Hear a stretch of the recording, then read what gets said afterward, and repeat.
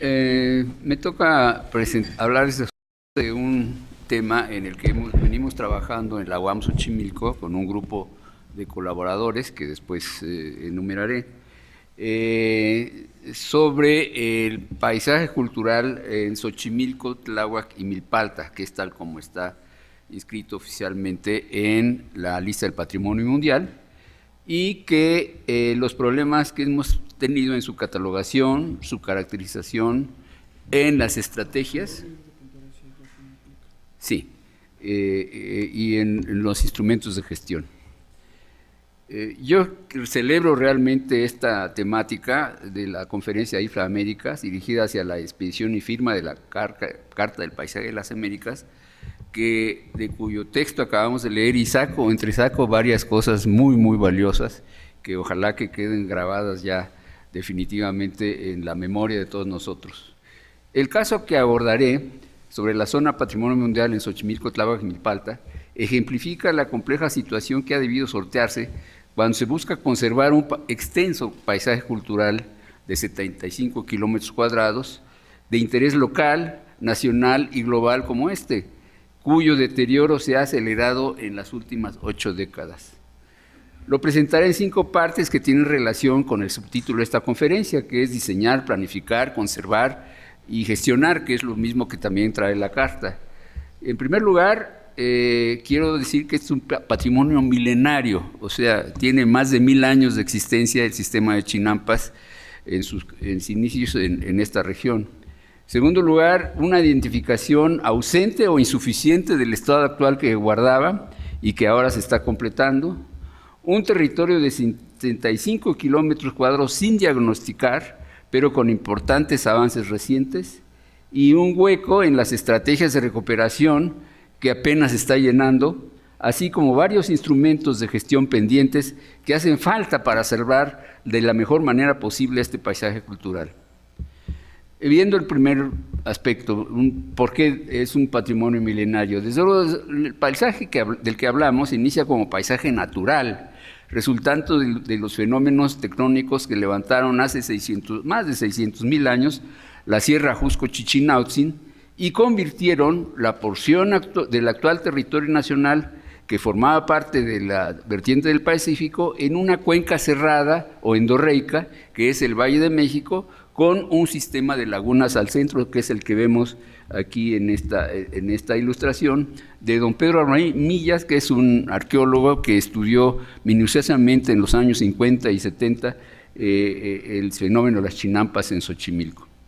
Lo que vemos son el sistema de 5 lagos que crecían y se unían a veces, Zumpango, después, ahorita se me fue el nombre, Texcoco, Xochimilco y Chalco. Desde luego, los dos más altos eran el de Chalco y el de Zumpango. Estos de acá eran intermedios y finalmente el lago de Texcoco era el más bajo, por lo tanto era más salino, lo cual le restaba mucho valor desde el punto de vista de explotación agrícola.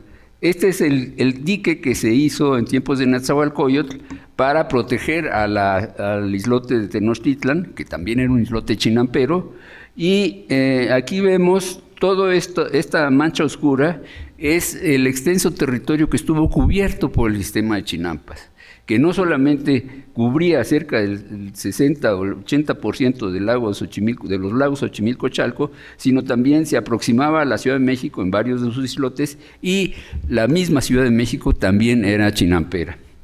Las razones geológicas de esto pues lo vemos aquí. Ahora, los primeros pobladores de hace 2000 años que llegaron al valle se encontraron con este conjunto de lagos, de lagunas de aguas someras, que eran aptos para la caza, la pesca y la recolección de frutos silvestres, pero todavía sin prácticas de agricultura. Ya en el 4º milenio antes de nuestra era comienzan a florecer aldeas agrícolas en las partes llanas del valle. Más tarde, hace por lo menos 11 siglos, o sea, estamos hablando del siglo IX, de nuestra era, en los lagos meridionales comenzaron a construirse islotes artificiales rectangulares llamados chinampas. Ahora, para entender la antigüedad de las chinampas, quisiera yo mostrar a ustedes esta cosa que ha llamado la atención de arqueólogos y que nosotros volvimos a encontrar en nuestros estudios. Aquí hay una representación de lo que era la traza de Teotihuacán, la gran ciudad prehispánica, que se inicia prácticamente con los inicios mismos de nuestra era y declina alrededor del siglo VIII de la misma. Pero vemos que tiene una traza perfectamente ortogonal, pero con una determinada dirección. Esa dirección es aproximadamente 15 grados del norte hacia el este, en la orientación astronómica. Estas ya son chinampas de la época prehispánica, de la época azteca, en el mismo lago de Xochimilco, que ahorita están los vestigios de algunas de ellas, quedan todavía unos 2 o 3 metros debajo del suelo. Entonces, entre las chinampas que varios arqueólogos han descubierto, esta es una de otro arqueólogo, vemos claramente que existe esta misma dirección.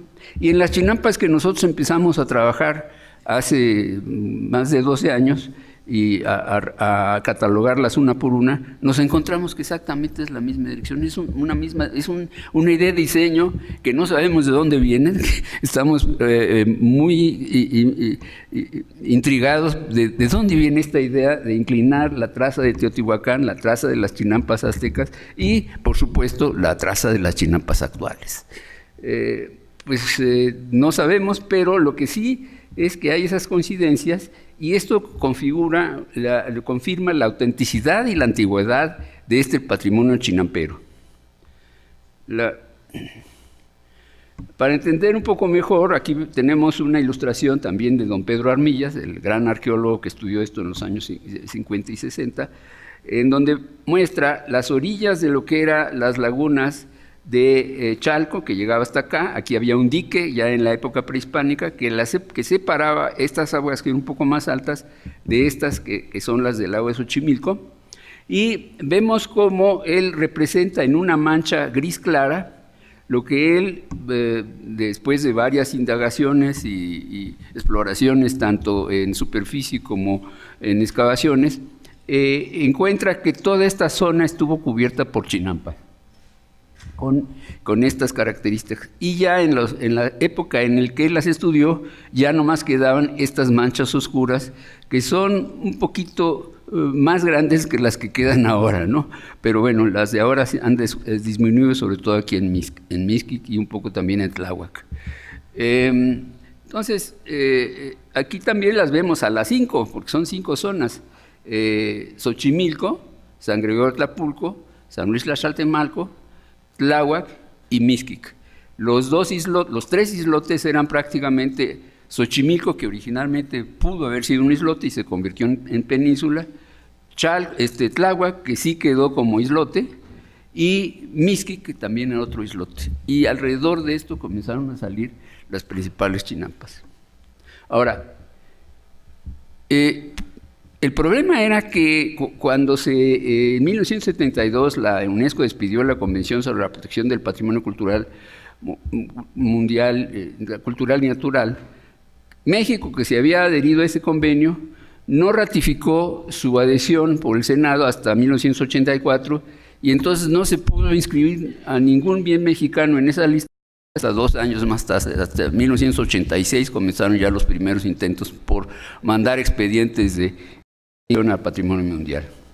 Cuando a fines de 85 y durante 86 se elaboraron los primeros expedientes de candidatos de nuestro país, entre ellos a la zona de chinampa de Xochimilco y su patrimonio edificado en los poblados aledaños, por cierto, conjuntamente con el Centro Histórico de la Ciudad de México, porque los dos tenían el mismo origen chinampero.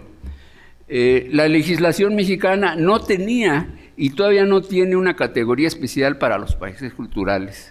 O sea, considera paisajes históricos, artísticos y arqueológicos, pero no tiene una categoría para eso.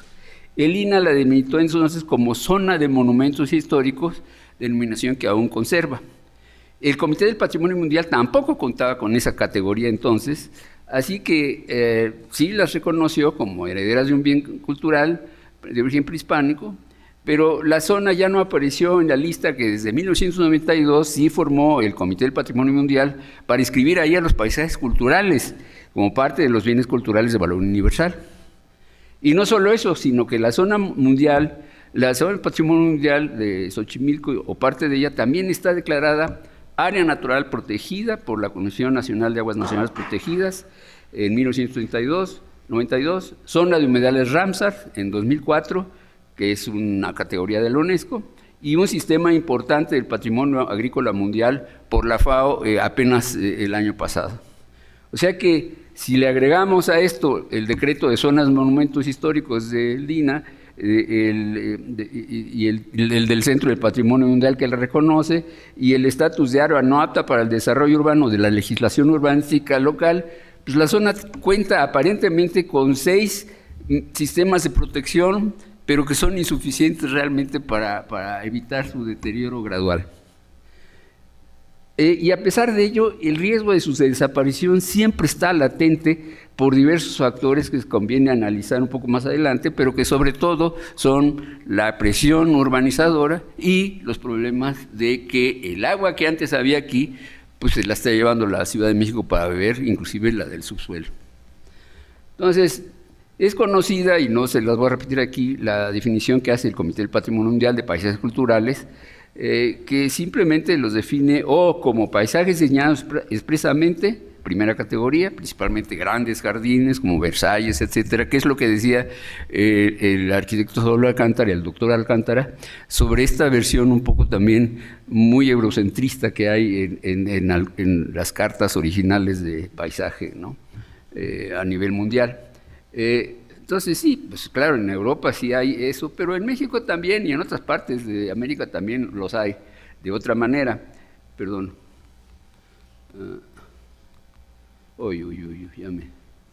Ya me hice bolas aquí. Sí. Segundo, los paisajes evolutivos en 2 subcategorías: fósiles, que concluyeron su evolución, pero conservan restos materiales de ella, y aquellos que prosiguen su evolución y juegan un papel activo en la sociedad actual, que es el caso de Xochimilco. Y los paisajes asociativos, que son básicamente paisajes básicamente naturales, pero cuyos componentes, o algunos de cuyos componentes, suscitan poderosas asociaciones religiosas, simbólicas, artísticas en las sociedades. Las zonas Chiñoperas, Xochimilco, Tláhuac entonces se relaciona con la categoría 2B, es decir, que se trata de un paisaje evolutivo de más de un milenio que, aún disminuido respecto a su extensión original, sigue jugando un papel importante en la economía, en el equilibrio ecológico, en la recreación y en la identidad de los habitantes de una de las ciudades más grandes del mundo. Nosotros que ya llevamos años estudiando esto decimos, así como aquí en México ya existe el dicho de que sin maíz no hay país, nosotros decimos que sin las chinapas de Xochimilco no hay Ciudad de México posible, no la vemos posible como auténtica, ¿no? El problema era que hasta 2005, si bien se conocían más o menos bien los límites de las zonas chinaperas, no existía un catálogo o inventario que describiera las características de cada una, como si había uno para el patrimonio edificado en los 12 poblados ribereños originales en la zona patrimonial.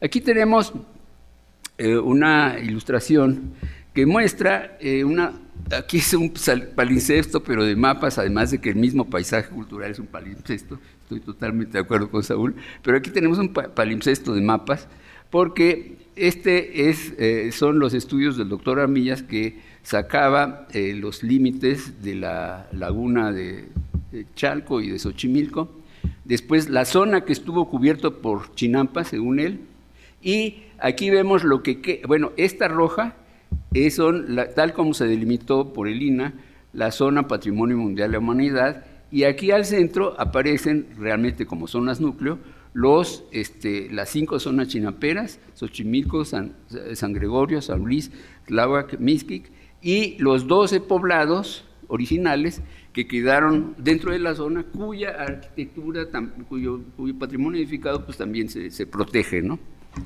Entonces, La ausencia de ese catálogo la detectó finalmente el Comité del Patrimonio Mundial y comenzó a exigir al Estado mexicano más información catalogada o inventariada sobre las chinampas. Fue así como nos pusimos a trabajar en convenio con la Delegación Xochimilco en ver si se podía hacer un catálogo de eso, después de ver varios antecedentes de catálogos para zonas arqueológicas, para monumentos históricos, inclusive consultamos uno que usaba el INAH para plazas y jardines, etcétera, pero pues tuvimos que hacer uno especial. Y con el material, con lo que encontramos en un estudio que comprendió en un primer paso 540 chinampas en 90 hectáreas, que es una porción de San Gregorio Atlapulco, nada más una porción mínima.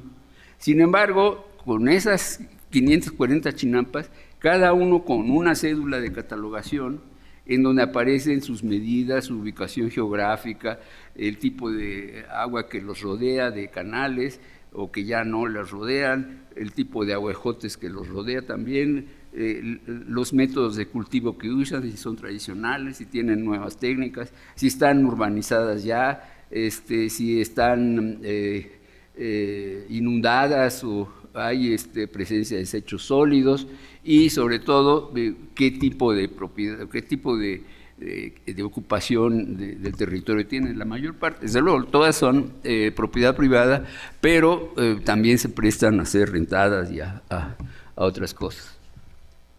Es decir que con este primer esfuerzo, a fines de 2014, sí nos comprometimos con la autoridad de la zona patrimonial, de la zona Patrimonio Mundial en Xochimilco, Tlahuac, Milpalta, de la Ciudad de México, que apenas se acaba de crear en 2012, con el mismo equipo, ampliado a 30 colaboradores, pudimos elaborar un diagnóstico sobre el estado que guardan tanto la totalidad del patrimonio chinampero, en este caso nada más el de San Gregorio, como el patrimonio edificado dentro del polígono de esa misma zona con 7.534 hectáreas de extensión. El resultado se publicó en un segundo libro. Estos libros ya se agotaron, pero a aquellos de ustedes que se interesen, le puedo dar a Saúl una copia digitalizada de los mismos y sí pueden tener acceso a ellos. Los resultados más relevantes de ese diagnóstico son los siguientes. En la zona Patrimonio Mundial se conservan todavía 3.585 chinampas activas, quiere decir, estamos hablando de chinampas que se están cultivando, que guardan no todas las características, pero muchas de sus características esenciales. Les faltan cosas, pero ahí se sigue cultivando. Entonces, esas las pudimos contar, las visitamos en las 5 zonas chinamperas. De un total que estimamos que pudo haber sido de más de 25,000 chinampas en las mismas zonas chinamperas que existen. Ahorita los vamos a ver. Alrededor de 5,000 chinampas probablemente se perdieron en la segunda mitad del siglo XX por crecimiento urbano de los 12 pueblos ribereños, que eso nadie lo protegió, así como por otras urbanizaciones, fraccionamientos, asentamientos regulares que siguen ocurriendo y equipamientos regionales. Pero hay entre 16,000 y 17,000 chinampas que no han sido urbanizadas y podrían ser rescatadas si hay voluntad de hacerlo y si se devuelven estas zonas, cuando menos una parte de las condiciones ambientales que tuvieron anteriormente y que han perdido. El recurso básico que se ha perdido es el agua, una densa red canalera que conectaba entre sí a todas las zonas chinamperas, así como la tupida vegetación arbórea de aguajotes que rodeaban a cada chinampa y a su suelo chinampero, apto para el policultivo ancestral, que era la milpa prehispánica. Aquí tienen ustedes el ejemplo más dramático. Ahora vamos a ver rápidamente cada una. Miren, este es el estado que guardaba en 2014-2015, que fue cuando hicimos el estudio, la zona chinampera de Xochimilco, que aparece aquí en este mapa. Las partes rojas son urbanizaciones recientes, que obviamente eso pues ya perdieron las chinampas. Quiero decir que esto son urbanizaciones a partir de los años 40, entonces algunas tienen ya más de medio siglo, otras son muy recientes. Las partes verde claro, que son la mayoría, que son estas, son las chinampas que nosotros llamamos potenciales, que está ahí, son grandes islotes rodeados de grandes canales anchos, que ahí están. Ahorita van a ver la diferencia. Ahora, casi no se ven, porque apenas se ven como manchitas oscuras, se pierden.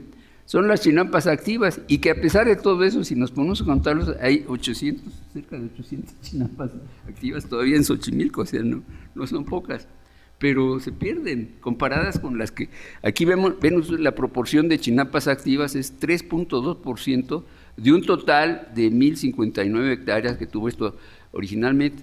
Las zonas rosas son invernaderos, que plantean otro problema, porque sí son una irrupción en el paisaje por las exigencias de la técnica agropecuaria moderna, ¿no?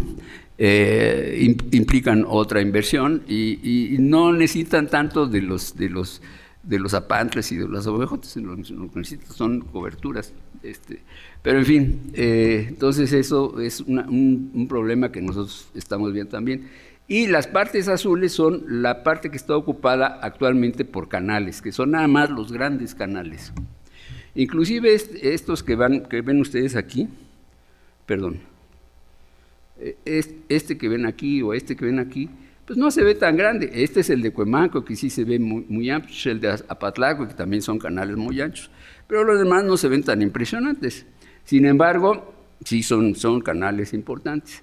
Ahora, para entender mejor lo que pasó, nosotros lo pudimos rescatar de los archivos de la Compañía Mexicana de Aerofoto, la primera aerofoto confiable de esta misma zona, que es de 1936, y la comparamos con una imagen, ya una fotografía de 2016, y de ahí lo que está trazado aquí es la red de canales que había en 1936, ven ustedes lo densa que era, y lo que queda en 2016. Pues claro que cómo va a haber chinampas aquí si aquí ya se perdieron todos los pequeños canales que las rodeaban, los apantles. Entonces son canales de trabajo, son canales que son indispensables para seguir cultivando la chinampa, y eso se ha perdido. Entonces es un problema muy serio el que ha ocurrido. Entonces, en San Gregorio Tlapulco la situación está mucho mejor, porque como ven ustedes allí, casi la mitad del territorio todavía son chinampas activas, que aquí las vemos. Esta es la porción que nosotros estudiamos entre 2005 y 2006, y esto lo acabamos de catalogar en 2014-2015. En ambos estudios lo que salió también es que estas zonas que se ven azules están inundadas o negadas permanentemente. Ahí había chinampas y ahí están debajo las chinampas que había, pero pues, no se puede trabajar en ellas porque están cubiertas por 50 centímetros, por 1 metro, por más de agua, ¿no?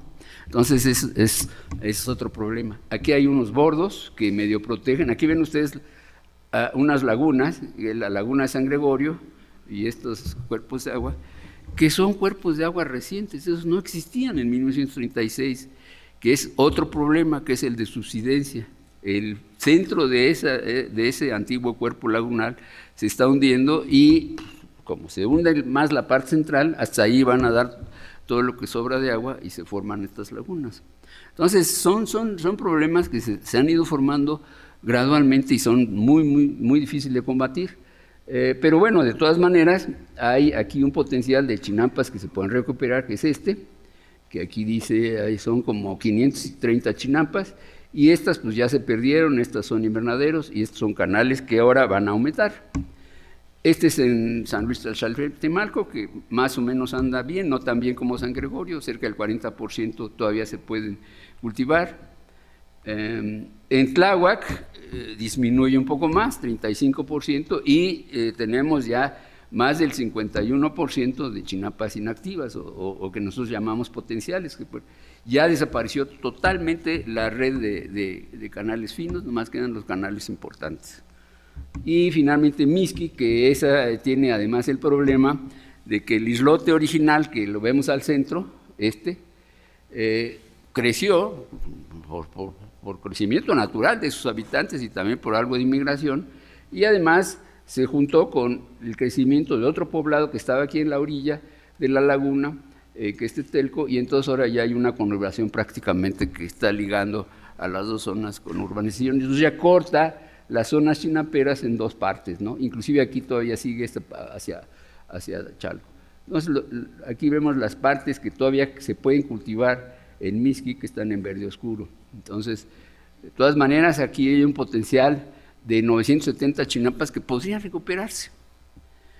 Bueno, también nos ocupamos de caracterizar el patrimonio edificado como parte inseparable del paisaje natural. O sea, ahí en esta cosa de los palimpsestos de las que hablaba acertadamente mi estimado amigo el doctor Alcántara, es que no solamente el paisaje de Chinampas es un palimpsesto sobre el original paisaje natural, sino que después los poblados, algunos de los cuales inclusive son concentraciones de la época colonial, porque a los poblados dispersos que vivían en las laderas de la Sierra de Chisnuatros los concentraron, por ejemplo, en San Luis Tlaxcaltemalco y probablemente también en San Gregorio Tlapulco y en otros.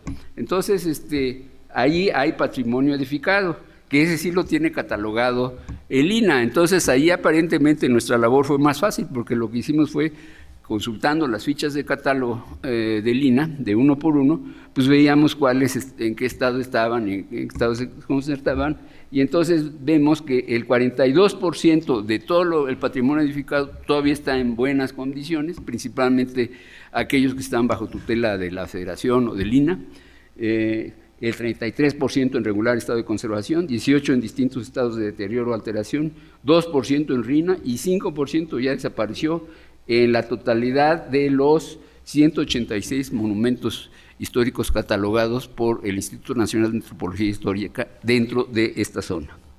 Y el ejemplo que tenemos es el de Xochimilco, allá a la derecha, a uno por uno de los poblados también lo pudimos hacer.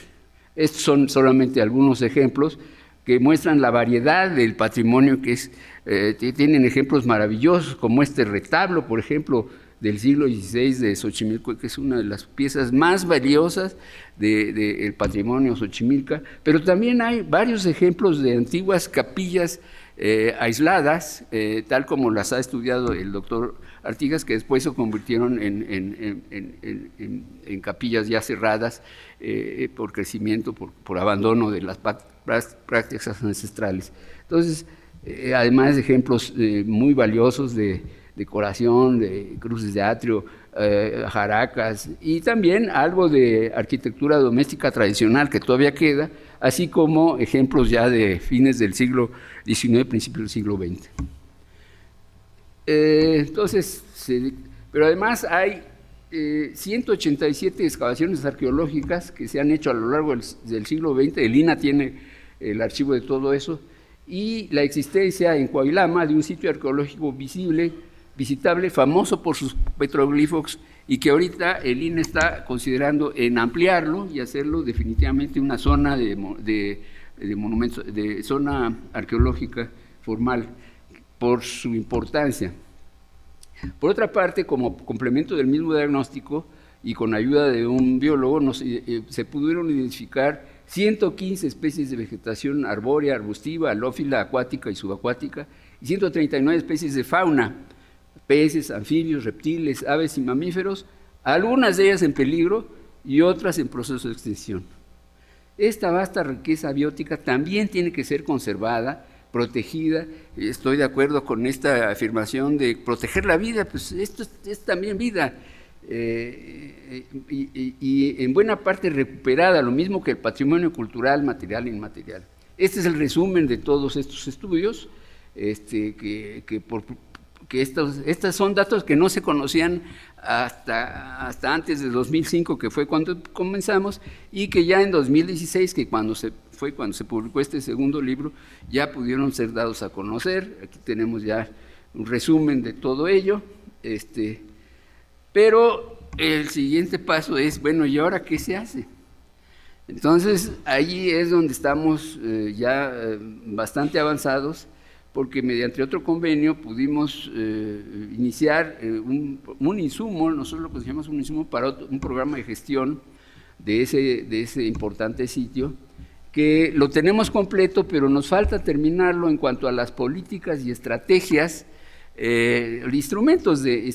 No, está completo en lo que respecta a políticas y estrategias, pero inconcluso en la parte de instrumentación de la gestión, que es la instrumentación normativa, financiera, administrativa y sobre todo de participación social. Sin embargo, así como en 2005 trabajamos en poder apoyarnos en precedentes metodológicos ya establecidos para un campo de investigación multifactorial, al elaborar en 2015 la primera parte del programa de manejo para la zona de patrimonio mundial, recurrimos a métodos híbridos entre lo ambiental y lo cultural para delinear políticas y estrategias pertinentes. Por ejemplo, sí pensamos que debe haber una política de conservación que se centre sobre los valores patrimoniales en las zonas chinaperas y en el patrimonio edificado, pero también de valores productivos y agroalimentarios en las mismas zonas chinaperas, así como económicos en las zonas urbanas. Entonces, sí hay que conservar lo más posible de estos valores. Segundo, mejoramiento, que se requiere muchísimas acciones de mejoramiento, sobre todo, no solamente en las zonas chinaperas, sino sobre todo en los poblados, y un limitado capacidad de crecimiento que sí la habría, pero controlando mucho los factores de intensidad de uso del suelo. Aquí tenemos ya la parte modular de las estrategias. Las hacemos en tres tipos principales de las mismas. Primero, aquellas estrategias que refieren al rescate de toda la red canalera, esa es la principal estrategia, incluyendo a los apantles perdidos y a la conectividad de todo el sistema, porque el sistema estaba conectado no solamente entre sí, sino con el centro de la Ciudad de México de la época prehispánica. Todavía hasta principios del siglo XX se podía llegar muy cerca del centro histórico por el Canal de la Viga desde Xochimilco. Y bueno, ¿para qué les cuento la cantidad de novelas y de referencias que hay sobre el Canal de la Viga y los viajes acuáticos en la Ciudad de México durante todo el siglo XIX, barcos de vapor por el Canal de la Viga, etcétera, ¿no? Aquellas otras estrategias que atañen al suelo chinampero, es decir, lo que ya no es agua, que son los islotes mismos, que son islotes artificiales, recordemos, su aptitud para el cultivo y su arbolado con aguajotes en todos sus bordes. Y finalmente las que se refieren al rescate y rehabilitación de los antiguos núcleos urbanos de los pueblos originarios, sus inmuebles históricos catalogados por el INAH y su contexto urbano, especialmente el espacio público, que en general está muy deteriorado, situación que se agrava por los sismos recientes, de los cuales también vamos a hablar. Bueno, aquí a la derecha están las principales estrategias que proponemos. Estas las estamos trabajando para la parte hidráulica con un asesor que tenemos un grupo de asesores que tenemos de la UAM Iztapalapa, en la que nos apoyamos mucho, principalmente encabezados por el doctor Eugenio Gómez Reyes, que nos orienta mucho en lo que se puede y lo que no se puede hacer. Vean ustedes, por ejemplo, aquí. Este es uno de los grandes islotes de Xochimilco. Aquí puede haber campos de fútbol o lugares para pasar el fin de semana, cositas de ese tipo, o vacas, o milpas ahí sin nada de canales. Estos son los pocos canales que quedan. Aquí se ven algunos que atravesaban y que se metían y que ya se interrumpieron. Y aquí a la derecha están todos los que había en 1936. Entonces nuestra estrategia es justamente reponer este tejido. No se dice fácil, pero aquí se podrían recuperar 90 chinampas con un promedio de 1.200 metros cuadrados cada uno, en este pequeño islote nada más. O sea, de ahí en adelante nos podemos seguir. Ahora, aquí tenemos ya visiones de cada uno de los poblados. Este es San Luis Tlaxaltemanco, para ejemplificar cómo habría que abrir canales, etcétera, dónde habría que abrirlos, dónde hay que simplemente limpiar el lirio acuático que hay en ellos, dónde hay que meterles agua, etcétera. Las principales estrategias para suelo chinampero, incluyendo la rehabilitación de bordos, el sembrado de aguejotes, el tratamiento de plagas, el tratamiento de suelos no aptos para el cultivo, porque hay muchos suelos que ya se analizaron, controles a la expansión de invernaderos, permanencia condicionada de asentamientos irregulares. Ya no se puede sacar a la gente, pero sí se puede negociar con ellos que permanezcan, pero adoptando un sistema de permacultura, es decir, que no contaminen, como lo están haciendo, al agua de los canales. Y barreras arboladas, que son como murallas verdes que proponemos para delimitar cada una de las zonas chinamperas para ya mantenerlas a salvo de cualquier tentación. Aquí, por ejemplo, está una de ellas, la de Tláhuac. Proponemos toda esta barrera arbolada y, desde luego, todo lo que habría que hacer en el suelo y con los árboles en cada una de las partes, ¿no? Y, finalmente, las estrategias para el rescate del patrimonio edificado y su contexto urbano, que es la conservación de inmuebles religiosos. Son los más apreciados, son los primeros que la comunidad trata de salvar antes inclusive que sus propias casas. La conservación de inmuebles civiles públicos importantes y contexto urbano. La conservación y rehabilitación de arquitectura doméstica tradicional, que es importantísima, a pesar de que ya quedan pocos ejemplos.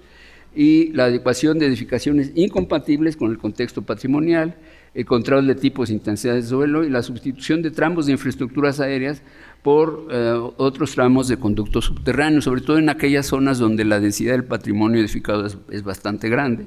Finalmente, controles de anuncios y señalización y reordenamiento integral del sistema vial y de transportación pública. Aquí tenemos ya algunas propuestas preliminares que se requieren entrar ya después a proyectos específicos para Xochimilco y para Nativitas, que está aquí, las partes identificadas por el INAH. Estos son algunas de las cosas que detectamos antes del temblor. Es, por ejemplo, una capilla y la plazuela que la rodeaba, de Belén en Xochimilco, pues vemos que la capilla está ahí, pero que ya tiene un contexto urbanizado muy denso y no siempre armónico con este hermoso ejemplo, ¿no? Y que inclusive con grafitis, esta es otra parte de la misma capilla, en donde vemos pues la barbaridad que se hace las barbaridades que se hacen con el espacio público, que se puede mejorar muchísimo, ¿no? Entonces, para determinar todo el proceso, y hablando ahorita nomás de las chinampas, hemos formulado una cartera de proyectos piloto con carácter demostrativo que ejemplifican, aunque sea a pequeña escala, las estrategias que hemos planteado. Y la idea es que cada proyecto trate de recuperar esta imagen objetivo, que es una foto de principios de los años 90 de un sector muy privilegiado en Xochimilco, donde todavía quedaba bastante armónico todo el paisaje chinampero. Entonces, estamos proponiendo un proyecto para Xochimilco. La idea aquí es hablar con los chinamperos y convencerlos si se animan a entrar al proyecto. Aquí están interesados, y ellos mismos ya recuperaron una pantle aquí, entonces les funciona bien, entonces sí están interesados en recuperar los demás. Este es otro en San Gregorio Tlapulco, este es otro en San Luis Tlaxaltemalco. Aquí, por ejemplo, ven ustedes cómo estas líneas punteadas, pues dicen los chinamperos, bueno, sí, pero ahorita vamos a empezar nada más por esta, y por esta la limpiamos, y ya después vemos si funciona y nos animamos a seguirle. Pues eso también es posible, ¿no? Nosotros pensamos que aunque sea la mitad de que se puedan recuperar de los pequeños canales o apantles, ya sería un éxito fantástico. Esto es lo que pasa, por ejemplo, una zona en Tláhuac. Aquí ven ustedes, ya hablemos también con los chinamperos, especialmente con la propietaria de estas dos chinampas, pero también los demás. Miren ustedes cómo está ahorita. Fíjense cómo, hasta dónde llegaban las chinampas de Tláhuac en 1936, y aquí esta misma zona ya está urbanizada, que es justamente lo que ha estado pasando, que las zonas urbanizadas se comen a las zonas chinamperas. Y finalmente este es un ejemplo que tenemos para Mixquic.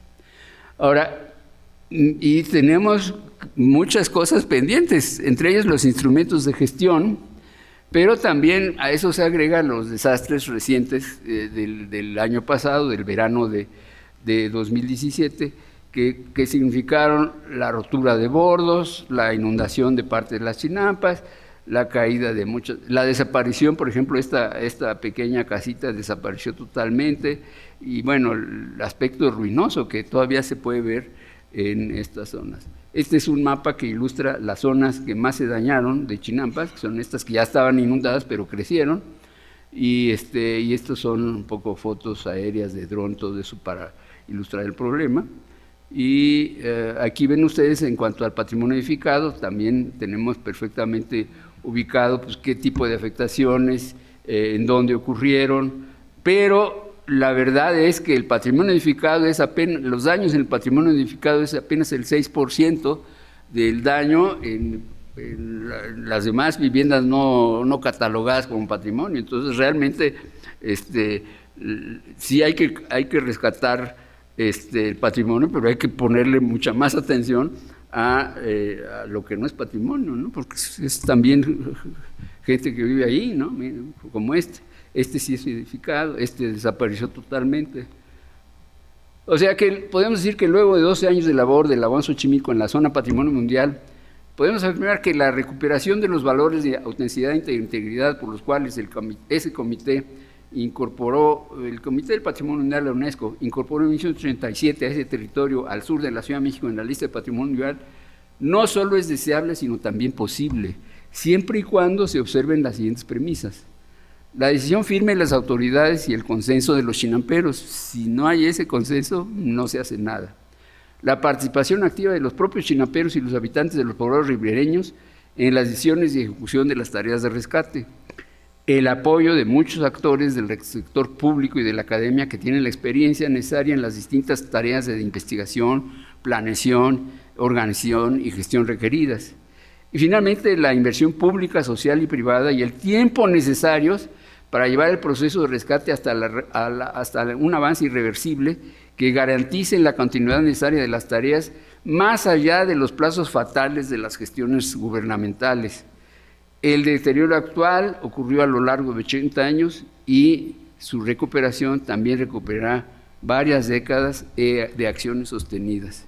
Pues este es el equipo que me ha estado ayudando principalmente, más otras personas ocasionalmente también, pero este es el equipo más o menos fijo que hemos tenido: el maestro José Gabriel Castro Garza, el maestro Manuel Montaño, el maestro Fernando Chiapa, el maestro Meregildo Toledo y los planificadores Emilio Soria y Eduardo Fuentes Fuller, así como el consultor en hidráulica Eugenio Gómez Reyes y la asesoría externa del doctor Ignacio Armillos Gil, hijo del arqueólogo que estudió esta zona en los años 60 y 70. Pues eso es lo que quería mostrarles y les agradezco mucho su atención y desde luego si hay preguntas, todas sus órdenes.